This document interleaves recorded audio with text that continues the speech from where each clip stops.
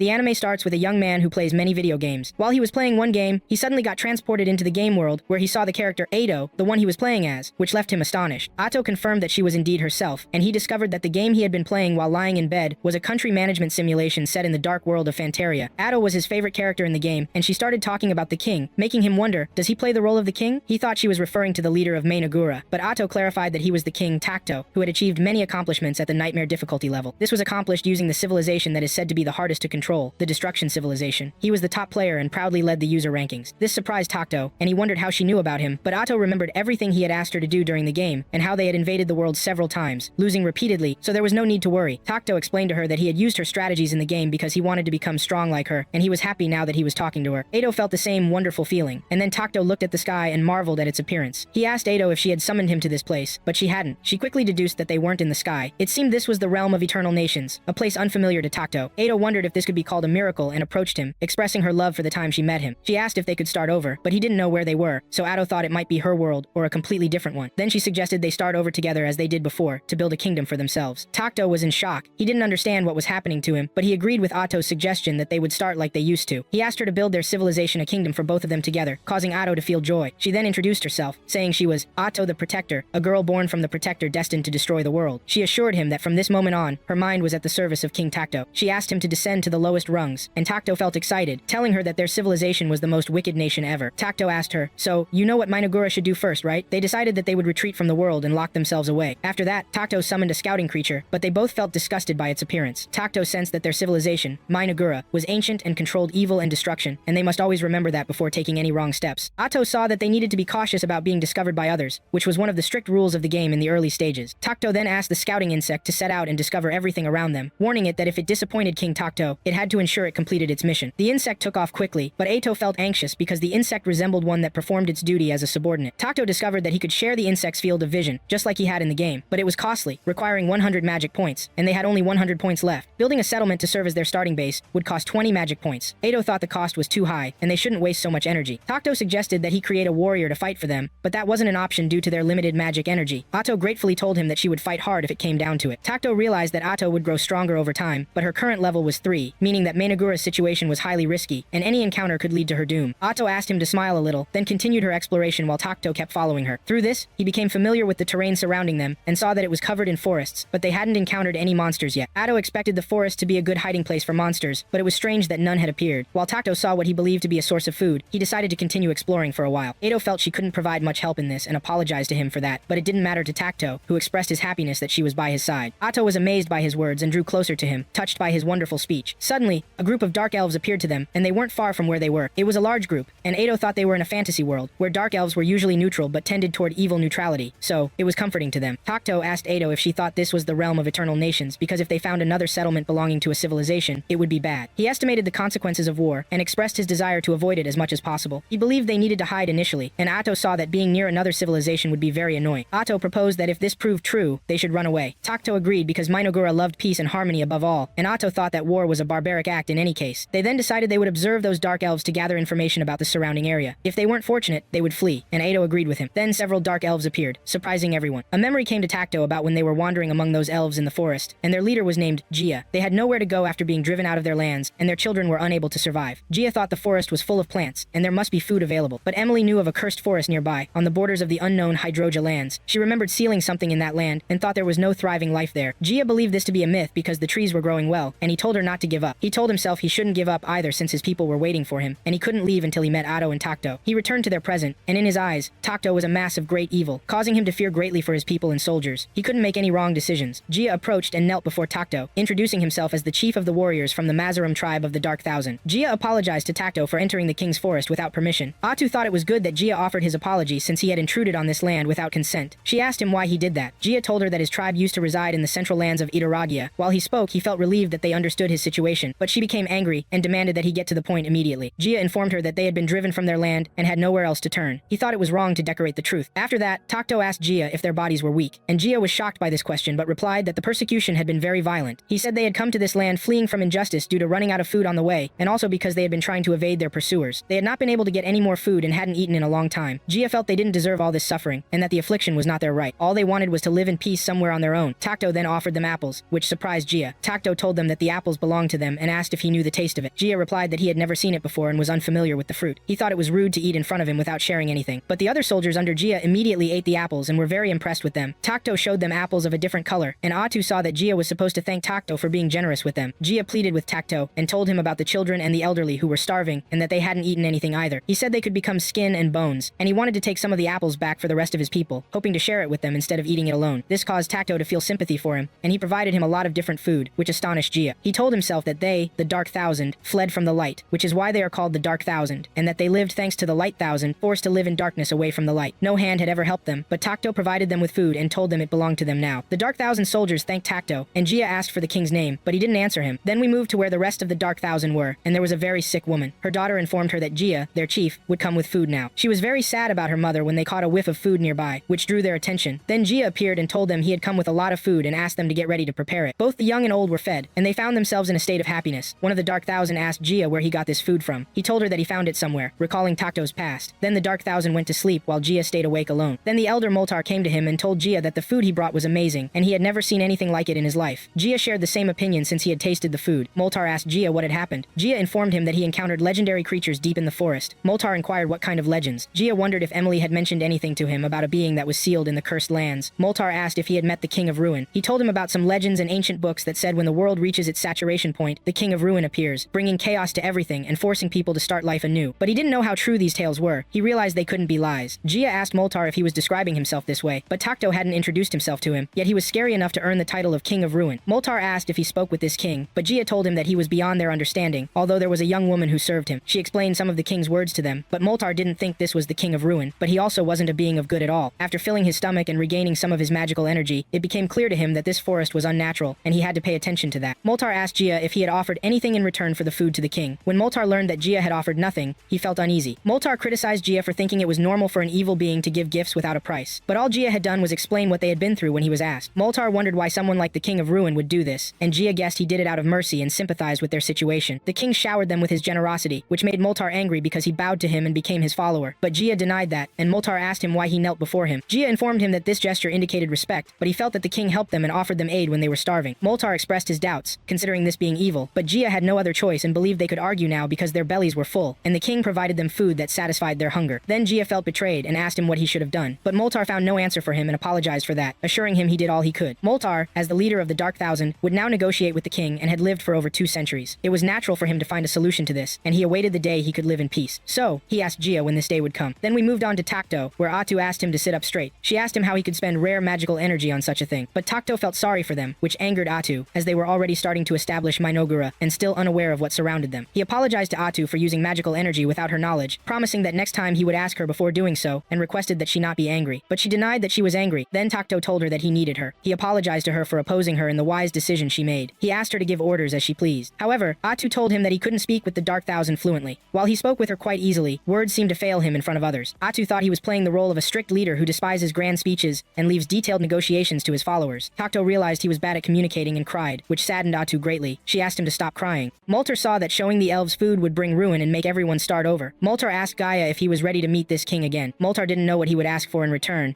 because of the kindness he had shown them, but Gaia was sure that he hadn't talked about this. Yet Moltar asked Gaia if he was sure about such a thing. He told him that demanding compensation from an evil being was a given, but it was also true that they had to borrow the king's power to survive. Gaia saw that even if they left this forest, they would return to a life of homelessness again. They would struggle to find food, and it would be their end. But Moltar thought they came here to live in a world free of persecution. However, this might be their last chance. He asked him to go to the king because the future of their people rested on their shoulders. They were being watched by Takto's insect subordinate. Then we moved to Takto's headquarters. The insect went to them to deliver the news, but Atu had been talking with Takto for some time. However, Takto was the one who asked the insect to come to them. After the insect told Takto everything, Takto understood that the elves were on their way to him. Atu thought they were coming because of the food he had given them yesterday, and that he shouldn't have given it all at once. But Takto expected that the presence of people with different ideas and another culture nearby could lead to conflicts. He wanted to take the rest of the food from them and leave immediately. Atu asked Takto if he was worried about anything. Takto was worried that he didn't want to negotiate or communicate, so he wasn't good at negotiations. Then Atu asked to take over these negotiations instead of him. This would make Takto appear as a beloved king to all of them. Takto was grateful to her for this, and asked her if she was sure about this. Atu pledged her loyalty and asked him if he needed anything. She was at his service. She thought he saw her as unqualified to handle this matter. But this wasn't Takto's problem, and he relied on her greatly, which made Atu happy to hear. Then Moltar and Gaia went to Takto and began to thank him for the food. Moltar introduced himself to Takto. Atu saw that Moltar showed respect respect as he should. She asked him what he wanted to say. Then Moltar asked for Takto's name to get to know him well. This annoyed Atu, but Takto agreed to it. Atu told them that he was the master of the world, the ruler of ruin, Era Takto. She warned him to always call him King Takto, which greatly surprised Moltar. Then Atu introduced herself, saying she was of a lower rank than King Takto, but they should be careful to show her respect when speaking to her. Then Moltar promised them that he would engrave their names in the souls of his people. Takto felt relieved that things were going well. Atu allowed them to take the food and leave, because most of the food wouldn't last long anyway, which surprised Gaia and Moltar. But Moltar asked how he could return the favor to Prince Takto, but Atu thought this was unnecessary and doubted they were capable of doing such a thing, or making an offer that would please the king, because they also lacked the necessary resources. Moltar was about to speak, but Atu didn't give him a chance. She saw that this was a hesitant situation and asked them if they were planning to do something, but Moltar denied this outwardly. Then Takto felt that things were going badly and asked Atu to talk about the negotiations. He whispered everything he wanted to her, which made Atu angry because they were very bad at negotiating. She thought she shouldn't leave them like this and should eliminate them so they wouldn't bother them later. But Takto was confident that they wanted to build a mutually beneficial relationship, which surprised Atu. But Takto suggested accepting a price that would satisfy them rather than offering help for free, and that this would make them feel more at ease. Then Atu told the elves that Takto was determined to accept their offer in exchange for his generosity that he had shown them before. Moltar told him they were grateful to him. Takto felt that Moltar was worried about a trick because they stood by evil. Atu understood that the elves saw the king as a dark monster, but the elves denied this. Then Atu started thinking about the exchange and turned to Takto because she didn't know what to do. He asked her to tell them to introduce them to the outside world in the forest. Moltar agreed to this and said he would show them everything he had seen and heard. Then Atu asked them to leave the forest and honor their promise, which made Gaia tremble upon hearing this. Takto expected Gaia's actions to be much easier to deal with than Moltar's, but Moltar told them that the thing that would make them happiest was staying in the forest next to the king. But Atu told them that this was forbidden, and in addition, if they wanted to preserve the lives of the rest of their tribe, she advised them not to mention what had just happened to anyone else, which angered Gaia. But Moltar asked him to calm down and follow the king's instructions. Then Moltar thanked Takto for allowing them to visit him. They left. Takto wondered if he was right or not, and that he had cast them aside like this. He saw that there was a great chance of their destruction elsewhere, and there must be a move to turn this situation around. Then he asked them to wait, and asked them why they didn't become his followers. This surprised them, and Atu was shocked. She asked them that she would consult with the king for a moment. Then she approached him angrily and asked him what he was trying to do. Takto told her that he thought of using the asylum system and that elves are not inherently good or evil, and if he accepted them as refugees and assumed things would go as in the game, they should be evil beings like them. But Atu saw that it was possible for groups of evil-inclined beings to coexist, even though they differed greatly from the main citizens in Mayunagura, the humanoids. There was still a risk of conflict between them. Takto expected risks, but she had to remember what humanoids looked like. He asked her if she could tolerate living with them as citizens, but Atu confirmed that it was difficult to have a normal conversation with these humanoids because their appearance was unpleasant to the mind. Thus, Takto thought they were compatible, and that it would help him greatly if the information reached them. Then Atu told the elves that Takto intended to establish a nation here soon, and asked them if they wanted to be citizens of it, and promised them protection. Moltar asked what would happen to them if they became his followers. Atu promised them eternal happiness. Then she told them that they would become evil beings, and that they were free to choose their destiny. She told them that the situation was more enjoyable on their side if they wanted her opinion. Then they moved on to explore the forest. Ito asked Takto to watch his steps, but Takto was fine. Ito told him that it would take some time to make the elves decide whether to follow Takto. Anyone else would think a lot about turning into a human, but Edo said they knew from the start what would be best for them. Edo told him their camp was nearby. He could see it. As they approached the elves' site, Moltar asked them to kneel before him. When an elf looked at him, Moltar warned him and told Gia that no one should look at him directly until Takto sat on the king's throne. Ito then told Takto all the elves were present and announced their acceptance as citizens of their new nation, Mainugora. Ito asked Takto if he was sure about this, and Takto said all the conditions were met. He asked her to officially announce the founding of Mainugora. Ito then told them they were now citizens of Mainugora, and their happiness and safety would be guaranteed in King Takto's realm. But Gaia wondered if that was all, though they had told them they'd become evil. He didn't feel any changes at first, but then felt hatred rise deep inside him from those who burned, persecuted, and harmed them. Emily felt it too, but Gia's anger grew stronger. Takto approached him and asked how he was doing. Gia thought this was happiness being under someone's care. The elves then greeted Takto, crying with joy. Later, Takto realized he was stuck because he would start in a bad spot on the continent. He was very upset and showed the map to Ito, furious. He told her there were two big nations around the village. One was the kingdom of Qualia. Edo told him this people belonged to Arlos, meaning they were strong supporters of good. The other was the kingdom of Nanaelves, who loved nature and were also on the good side. Takto thought that if these two evil nations found out their nation, they might destroy them immediately since they lacked military power to oppose those big nations right now. Both felt deeply uneasy, but Takto thought not all the news was bad. Usually, Mainugora struggled with research. Ito told him it was because their half-human citizens citizens were stupid, after all, but the good thing was their high fertility and steady happiness. Takto predicted the elves could cover this weakness. After Ito understood, she heard the elves coming to report on the outside world. Then Gia told Takto he brought Emily, his assistant, because she was smart and well-versed in myths and other nations. He thought she would be useful to them. Ito told them the king was pleased with their dedication and would appoint them to major positions managing Mainugora. This was Takto's irreversible decision. Moltar would handle state affairs, and since he could use magic, great hopes were pinned on him. Moltar accepted immediately. Gia would continue as the warrior's leader, commanding Mainugora's forces, recruiting soldiers. Gia happily accepted and was ready to kill enemies and leave them dead on the ground. This scared Takto because war was brutal. Ito told them the king preferred peace and asked them to always remember that. She asked in surprise why the king of ruin would be so peaceful. Ito then asked them to rest well to regain strength since they were tasked with building houses. Moltar said he was very grateful but more useful than Gia because Gia only cared about his strength and had more experience, which annoyed Gia. Gia told the king he was more energetic than Moltar and didn't need rest at all. Emily would also work hard, but Ito saw they were workaholics and asked Takto if she could ask them to gather resources for now. Takto suggested improving the terrain, and Edo said they had the ability for that too. Then she asked Moltar if they could gather wood while preserving enough forest without harm. Moltar accepted the task because they were people who lived under the forest protection. If he intended to build using huge trees, he was sure to fulfill the king's wishes. Ito felt very hopeful about this, which surprised Gia again because the king of ruin didn't intend to ruin the forest. Takto wished them good luck and reminded them not to forget replanting the forest, which amazed the elves. Gia asked what replanting meant. Ito was surprised he didn't know what forest replanting meant and asked Moltar and Emily, but they didn't know either. Takto discovered that the peoples of this world didn't know how to build fortresses using magic technology. Ito asked Moltar if he knew about magic and the 6 main elements. Moltar knew about the 4 main elements as a basic magic concept. Emily never heard of the term military magic used by any other nation. Here, Takto realized they were far behind in magic technology. Moltar thought they were much poorer than their king had thought, but Ito believed they had a chance to surpass other nations once they advanced. She then told them reforestation was the practice of planting trees after cutting to preserve the environment and ensure resources. Emily didn't think any of their magic was related to tree growth. Moltar predicted trees took a long time to grow and be ready for cutting, but Ito saw reforestation as a technology, using the 4 main elements to speed up growth. This wisdom came from the great king Takto, which surprised everyone. Behind Takto, Ito lied severely, but kept telling them the knowledge from their king covered many fields, and asked if they realized how lucky they were for this blessing. Emily thought the apples she got before were food created by the king. Ito confirmed this, but Emily preferred the grapes he grew. She was also impressed by the grapes, found seeds, planted them, and eagerly awaited their growth, which amazed Eto and Takto. Eto asked Emily if she really planted grape seeds that had already sprouted. Takto wondered why he hadn't thought of this before. The delicious food he created before came from the modern world, meaning he could use emergency production to create things not yet in the game. Then he made emergency production, and found he could create gunpowder, essential metals, and even oil with this power. But this required a huge amount of magical energy, which was extraordinary. He felt happy, but Emily was afraid something bad might happen. Ito told her not to worry and that she did well. Mainugora gained its 2nd national trait. Then we moved to one of the continent's 2 kingdoms. Its princess was playing the piano and warned the forest was cursed because a sign of the coming world came from there. Then a cardinal came to her, asking her to speed up preparations due to monsters appearing in the northern district. The queen agreed to move because she shouldn't ignore this. Then we moved to the elves starting to plant seeds in the forest.